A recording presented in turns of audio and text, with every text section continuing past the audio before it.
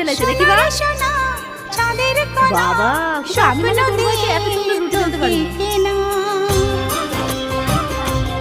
হ্যাঁ তোমার মতন এরকম সুন্দর অনেক বড়রাও পারে না জানো, অনেক বড়রাও এত সুন্দর রুটি বেলতে পারে না। পুরো পুরো নিজে একা একা আমাদের করে আমি খেয়াল করিনি, এখন মা টেনে